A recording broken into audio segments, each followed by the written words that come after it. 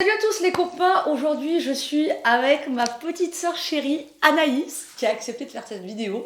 Ouais. Tu peux aussi dire bonjour. Oui, bonjour. Ça commence fort. Et justement ça commence fort parce qu'aujourd'hui on va traiter d'un sujet qui est très peu traité, j'ai regardé sur YouTube.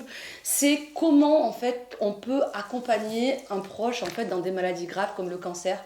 En fait nous on avait une vie heureuse, on peut dire une vie de famille heureuse, on est très proche de nos parents, de notre grand-mère qui fait vraiment partie de la cellule familiale, on la voit tout le temps. Oui, c'est pas la mamie qu'on voit une fois tous les 3 mois, elle nous a élevés. Rien à voir, elle nous a élevés. Voilà, on sait ce que c'est que les pains perdus à 4 heures et faire les devoirs avec mamie aussi, qui nous a amenés quand on était même ados, par bons et par veaux. Voilà, c'était un peu le substitut d'une maman, on peut le dire. Et même adulte. Et même adulte, voilà.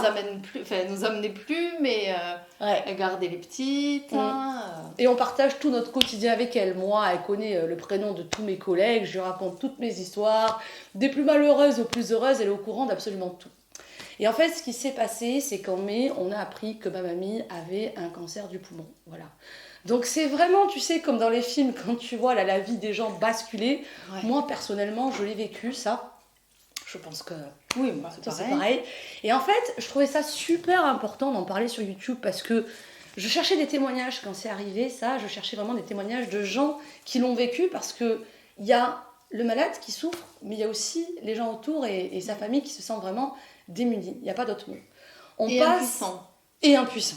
Et impuissant, c'est clair. Triste parce que tu as la tristesse, c'est sûr, mais tu sais pas par quel boulot prendre en fait. Vraiment pas. Et donc, j'ai voulu vraiment dans cette vidéo, je me suis dit ça serait super sympa de vous donner, nous, notre vision en fait de comment on vit ce changement de vie avec quelqu'un de très proche qui a un cancer grave, je précise. Et pour ça, j'ai prévu des petites questions que ma soeur ne connaît pas parce que... Surprise. En fait, c'est la surprise. On en parle souvent entre nous, on est très proches avec ma soeur. Mais des questions précises comme ça, on ne l'a jamais fait. Et en fait, je trouvais ça... C'est des trucs dont on n'a pas parlé. On en a parlé, mais pas aussi directement et pas aussi, on va dire, posément, où vraiment on peut se poser pour en parler.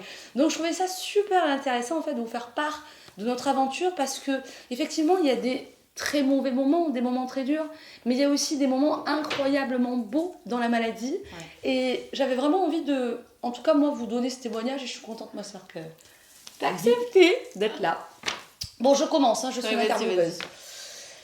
Alors, comment as-tu vécu l'annonce et quelle est la première chose que tu as eu envie de faire quand tu as vécu l'annonce? On va répondre toutes les deux, chacune à notre tour. Ah, j'ai déjà envie de pleurer en fait, c'est ça le problème. Putain, ça commence fort. Voilà, sur YouTube il y a du divertissement, mais c'est aussi important de parler des questions comme ça et je trouve de parler à cœur ouvert, tu vois, donc on a le droit de pleurer, c'est pas grave, je couperai même pas, je pense. Comment j'ai vécu l'annonce? Ça a été... J'ai même pas les mots en fait, le coup de massue quoi, ça nous est tombé dessus. Moi, pour la petite anecdote, j'avais préparé mes affaires pour dormir chez mamie avec les petites, on devait y aller manger, donc pour moi c'était comme d'hab quoi, j'avais pas du tout, évidemment on prévoit jamais ça et donc ça a été vraiment le coup de massue. Qu'est-ce que t'as eu envie sur de le faire? coup même pas triste en fait, ouais. Tu vois je fais toujours ça parce que c'est vraiment comme ça que je l'ai vécu. Ça m'est tombé dessus et je t'ai appelé direct. Oh, c'est trop bien, on s'entend super bien. Moi en fait, comment je l'ai vécu, j'étais dans une journée de grande joie où je partageais des super moments avec mon ami Coco. On parlait de nos projets professionnels, de notre vie, on se félicitait d'avoir évolué de la sorte parce que j'étais une ancienne fêtarde qui était hyper... ouais, voilà. Et on se disait, waouh, on est passé de fêtarde à vraiment personne stable dans notre vie avec des projets. Et en fait, c'est dans ce grand moment de joie que je reçois le coup de fil de ma soeur pour me dire « Aurélie, en fait, mamie, ce qu'elle a au bras, c'est grave. » Mais c'est marrant parce qu'en fait, quand on te dit grave, tu t'attends jamais au pire. Ouais. Je sais pas, je trouve que le cerveau bloque et que tu te dis « Bon, au pire, elle va avoir une fracture. » En fait, t'arrives pas à imaginer ce que peut être le grave, en fait. Et quand que moi, j'ai envisagé... Tu vois, quand j'ai eu Fafa au téléphone, c'est mon beau-père qui me l'a annoncé. Moi, je me suis dit « Non, mais elle est morte. » Tu vois, désolée, mais moi j'ai tellement entendu la gravité dans sa voix que je me suis dit, mais qu'est-ce qui s'est passé, quoi, tu vois? D'accord. Moi, pas du tout. Donc, quand elle m'a dit, mamie a une tumeur, tu m'as pas dit le mot cancer, t'as été gentille parce que c'est ça fait moins grave, je trouve, de dire tumeur. Enfin, moi, en tout cas, je l'ai vu comme Ouais. ça. Et du coup, moi, j'ai eu qu'une envie. Donc, j'étais complètement sonnée. Ma pote, elle essayait de me soutenir, de me faire parler. La pauvre, elle essayait de trouver tous les mots possibles et inimaginables pour essayer de me faire aller mieux. Et en fait, c'est comme si j'étais plus là. J'étais plus de cette terre. Vraiment. Je marchais dans les rues, pas triste, pas heureuse. C'est comme si on m'avait enlevé ma vie, en fait, d'une minute à l'autre. Vraiment, ouais. Et j'ai eu envie, moi, de rester seule et de marcher. J'avais besoin de errer. Et c'est ce que j'ai fait. J'ai erré. Les voisins m'ont dépassé 50 fois. J'avais pas vraiment de destination. Mais ça m'a fait du bien. Ouais. Tout le monde parle du fameux déni. As-tu un exemple concret du moment où tu y as été, toi, en fait, dans le déni? Si tu veux, je peux répondre avant toi, parce que moi, j'ai un exemple, mais... Mais moi, je crois pas que j'y ai été. Bah, c'est ce que j'allais me dire. Je me rappelle pas que toi, tu y étais. Je crois pas.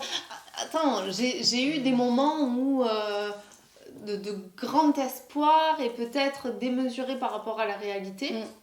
Mais quand même, j'ai toujours eu en tête que c'était grave. Pour de vrai, quoi. Oui. Tu vois, je crois pas quand maman se réjouissait parce que l'opération s'était bien passée. Moi, j'étais loin de ça, tu vois. Et bien alors moi je l'ai expérimenté, je vais en parler du déni, c'est un truc de dingue. Parce que moi je suis quelqu'un de rationnel à la base et les gens qui étaient dans le déni avaient tendance à m'énerver avant. Je me disais, bah attends, il le voit bien quand même que ça va pas, qu'est-ce qu'il nous raconte? Un exemple très simple, j'ai une amie en fait qui avait son beau-père qui avait un cancer du sang et en phase terminale vraiment qui s'annonçait très mal. Et elle me disait, je suis vachement contente parce qu'il a mangé aujourd'hui. Et en fait c'était un enthousiasme démesuré par rapport à la gravité de la situation. Et en fait, ça avait beau être une amie, ça m'énervait. Parce que, ouais, parce que je me disais, c'est pas rationnel en fait de penser comme ça, t'es en train de perdre les pédales. Et en fait, de l'avoir complètement comme ça, sortir des propos décorrélés de toute réalité, ça me faisait presque peur, franchement. Oui, et je l'ai vécu en fait. C'est-à-dire que j'ai accompagné ma mamie aux urgences avec ma maman, parce qu'elle avait, elle avait des problèmes liés à son cancer. Et le lendemain, ma mamie en fait avait fait une opération du bras, une opération bénigne. Elle devait vérifier que le bras allait bien. Et donc ma mère dit à ce médecin, ouais mais demain on ne sait pas si elle va rester là ce soir à l'hôpital, est-ce que vous l'hospitalisez? Parce que nous demain on a rendez-vous pour son bras, c'est super important. Hein. Et là le médecin me regarde un peu décomposé et elle dit, mais vous comprenez pas. Là, il y a plus urgent, en fait. L'opération du bras, en gros, c'est que dalle par rapport à son cancer avancé.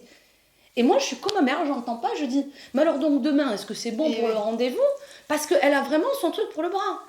Et alors, elle nous redit, la médecin, vous m'avez entendu dire que c'était bon? Vous m'avez entendu dire qu'elle a un cancer avancé et que c'est vraiment pas la priorité, le bras? On s'est regardé avec ma mère incrédule, on comprenait pas. On ne comprenait pas ce que disait la médecin parce que nous deux, on entendait que c'était important le bras. Et après, j'ai dit à maman, mais pourtant c'est important le bras. Et j'ai eu le réflexe de dire, maman, je crois qu'on est dans le gros déni là. Et maman, elle me dit, mais c'est vrai. On a mis 10 minutes pour comprendre qu'en fait, elle était en train de nous dire, ça n'a rien à voir. Donc le déni, je l'ai vécu. Et franchement, t'es tellement dans une autre planète que tu crois à ce que tu racontes. Tu n'entends pas ce que te dit l'autre, c'est assez incroyable. Mais je l'ai pas. Je pas vraiment. Pas trop... Et alors, dans cette expérience de la maladie, as-tu un flash de phrases, d'images, de scènes qui te marquent? Tu vois, des choses un peu qui t'ont traumatisé? Ah, qui m'ont traumatisé? Ouais. Tu vois, depuis cette maladie. Moi, pour moi, le plus dur, et c'est ce que j'ai toujours. Enfin, tu vois. J'ai toujours appréhendé ça pour ma grand-mère parce qu'évidemment on a vécu ensemble et que, on va dire dans l'ordre des choses, même si on sait qu'il n'y a pas d'ordre des choses en fait. Non. Tout le monde, enfin s'il faut on peut partir avant elle. Hein. Mais moi j'ai toujours appréhendé qu'elle ait sa tête en fait, qu'elle parte avec toute sa tête parce que je savais à quel point ce serait dur pour elle de nous laisser. Et oh c'est mignon, ma soeur, t'as pensé à tout ça toi? J'ai angoissé à tout ça. D'accord. Et en fait, c'est ce qui est le cas. C'est-à-dire qu'elle a toute sa tête et qu'elle sait qu'elle a un cancer grave et qu'elle sait qu'elle va probablement partir de ce cancer et elle se voit. Et évidemment, c'est très dur et c'est très triste et parfois, je préférerais même qu'elle perde la tête. Et à la fois, je trouve que j'ai plus angoissé en amont que, en fait, le vivre c'est terrible, mais pas si terrible que ça. C'est fou. Exactement le même. Ça fait aussi partie du chemin et du sien et du nôtre. Et même si c'est très dur, Et ben j'aurais cru, moi je m'imaginais ça invivable en fait, et en fait ça se vit, Ouais. et ça s'accompagne. Et ça s'accompagne, c'est exactement ça. Mais pour elle et pour nous quoi, tu vois, Ah bah ça oui. fait partie du... Alors moi, contrairement à toi, mais moi j'ai jamais l'impression que les gens vont mourir. C'est toujours la grande surprise. On a deux amis, enfin moi Hortense, 94 ans, Alice. et Alice, 95 ans, qui sont mortes. J'ai mis des mois à m'en remettre, j'ai pleuré toute l'herbe de mon corps. T'as pas compris, J'ai pas compris, mais pourquoi? En plus, on avait rendez-vous, je disais, on devait aller se balader à la montagne, elle est morte avant. Mais vraiment, moi, j'ai pas conscience de la mort des gens, hein. Franchement, c'est toujours la grande surprise quand ça arrive. Donc, ma grand-mère, jamais une fois, je me suis inquiétée pour sa santé. Pour moi, non, 82 ans, tout va bien, enfin voilà. Moi, par contre, j'ai une image qui me marque et qui est difficile pour moi à vivre. Et je me dis, c'est bizarre, parce que le plus gros n'est pas difficile à vivre. Le fait d'accompagner, ça se vit. Mais moi, c'est plus des scènes et des images que je trouve difficiles, dont deux à laquelle je pense, c'est que sur sa table, tu sais, à la cuisine, il y avait toujours une gousse d'ail et un oignon, tu vois. Et toute ma vie, j'ai vu ça. Toute la vie, j'ai vu une gousse d'ail et un oignon. On est du Sud, et c'est vrai que tu vois, la cuisine du Sud, elle est composée de ça. Et maintenant, il y a une pile de médicaments à la place. Ouais. Et moi, tu vois, ça, c'est une image, elle est difficile pour moi. Alors que le quotidien, il n'est pas tant que ça. Je ne m'étais jamais projetée dans une maladie. Mais effectivement, je trouve que quand on accompagne la personne seconde après seconde, c'est toujours moins pire, je pense pas que ça se dise, mais que ce qu'on peut projeter, parce que quand on projette nos peurs avec tout ce qui est très propre à nous, tu vois. Oui. Et franchement, tu sais, c'est un truc que je me suis toujours dit, mais c'est qu'on s'habitue absolument à tout dans la vie. Ouais. Et ça, c'est incroyable, parce que tant qu'on n'y est pas, on se dit que c'est pas possible. On s'habitue au chagrin d'amour, on s'habitue à la perte d'un proche, on s'habitue à la maladie, on s'habitue absolument à tout. Et c'est ce qui fait la beauté de la vie, c'est que on a des ressources incroyables pour rebondir. C'est ça. Mais oui, en fait, c'est dans la situation. En fait, je pense que ce qui te fait angoisser en amont, c'est que tu n'as pas les ressources que tu rencontres à ce moment-là. C'est ça. Parce que là, tu as la peine, évidemment, tu as la tristesse. Et mais tu sais, ça me fait penser, moi, quand on est rentré de l'hôpital sans elle et que j'ai vu la maison, en fait, elle était partie faire un scanner et elle avait laissé la maison comme d'hab, en fait, comme si elle allait revenir. Et quand on s'est retrouvés là dans cette maison vide avec ses petites affaires, comme d'hab, en fait. Ça, c'était dur. Et je trouvais que c'était vraiment, tu sais, ça faisait photo du moment où le destin a basculé, quoi, en fait. Ouais, alors c'est marrant quand tu dis ça parce que je l'avais oublié, mais maintenant que tu en parles, je l'ai ressenti. En fait, tu as une maison qui est toute animée avec toutes les bibelots qui fait penser à mamie. Tu reviens dans cette maison avec les choses à la même place, y compris sa petite veste, tu vois qu'elle est à un endroit précis. Sauf qu'elle n'est pas là. Et elle est pas et il y aura un avant, un après, on le sait. Et c'est vrai que c'est vraiment le symbole de la vie. Mais tu vois, je trouve que c'est plus le symbole qui fait mal que de le vivre. Parce qu'après, en fait, c'est la pulsion de vie qui prend le dessus et ça marche en fait. Alors justement, on va enchaîner avec cette question. Depuis l'annonce donc de ce cancer, comment tu te sens au quotidien ? Ben, c'est bizarre, mais sereine. D'accord. Ouais. Évidemment, je suis triste. Ouais. Mais pas que, parce que j'ai 2 enfants en bas âge qui me prennent beaucoup de temps, d'énergie, et c'est avec plaisir qu'elles me le prennent. Ouais. Enfin, qu'elles le prennent et que moi je leur donne. Et du coup, en fait, j'ai pas que le cancer de mamie. Et oui. Alors évidemment, je l'ai tout le temps en fond, et y compris avec les petites. Parce qu'en plus, elle me sollicite sur mamie, etc. Mais c'est bizarre, je suis à la fois très triste et à la fois très sereine, en fait. Bon alors, on n'a pas préparé les questions, mais du coup, je vais faire une redite. Non, mais c'est marrant. On a vraiment la même philosophie de vie avec ma sœur. Et en fait, c'est exactement ça. Moi, j'expérimente la souffrance. Je l'expérimente peu dans ma vie parce que je me suis toujours démerdée pour avoir une vie qui est orientée vers le plaisir. Oui, d'accord. Pourquoi tu dis oui, enfin ? Non, parce que t'as côtoyé quand même la souffrance. Oui, par le passé, c'est vrai. Ouais, mais n'empêche que... Bon, en tout cas, je me démerde pour avoir une vie qui est orientée vers le plaisir, dans le sens où je vais souvent au resto, je vois mes potes, je ne m'impose pas grand-chose dans la vie, j'ai pas trop de contraintes. Et là, aujourd'hui, j'expérimente la tristesse au quotidien. C'est-à-dire que je me réveille, je suis triste. Dans la journée, je suis triste. Mais justement, et c'est ça qui est magique, c'est que, bon, moi je suis de philosophie bouddhiste, j'ai une philosophie de vie qui est assez solide, et du coup, je me laisse jamais, il n'y a pas un seul jour où je me laisse happer par la tristesse. Il y a toujours un élan de vie qui revient, qui fait que finalement, globalement, je me sens sereine en fait. Triste, mais sereine. Mais pas que triste, parce que je vis des moments avec ma grand-mère que j'avais jamais vécu avant. Je pense que l'urgence de vivre, en fait, ça change quand même les relations. Ouais. Et du coup, je vis aussi des grands moments de joie que peut-être avant, je vivais pas à ce point avec mamie, tu vois, parce que elle faisait partie du décor, tu vois, comme nous, quand on se voit, on est content, mais on saute pas de joie. Je pense que ce qui est hyper important aussi, et ce pourquoi on est et triste et sereine, c'est qu'on accepte aussi ces moments de tristesse.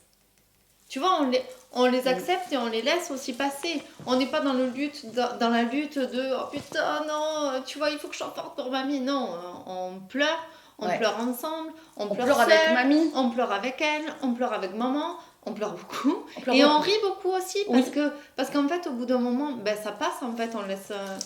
Est-ce que. Alors, tu sais, moi, c'est ce que je me suis dit, j'aimerais savoir, ma soeur, si tu t'es fait cette même réflexion, c'est que. Travailler sur soi, c'est super important. Moi, j'en ai toujours eu conscience. Et je l'ai fait. Et je me félicite vraiment de l'avoir fait. Bravo. Mais, merci. Mais par contre, là, c'est pas que c'est important. Je trouve ça crucial. Parce qu'effectivement, par exemple, quand je parle avec des collègues à l'extérieur ou des amis, tu sens un petit peu la gêne face à la maladie et surtout cette énorme peur que peut être la tristesse et la souffrance.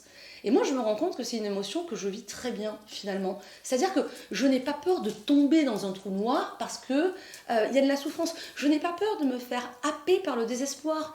Et effectivement, tu vois, quand il y a des gens qui me disent « Non, ne pleure pas », en fait, il y en a beaucoup qui disent ça. Mais en fait, moi, je dis que ça. Si, je pleure parce que je suis triste. Mais on a le droit d'être triste. Mais oui. Tu vois, et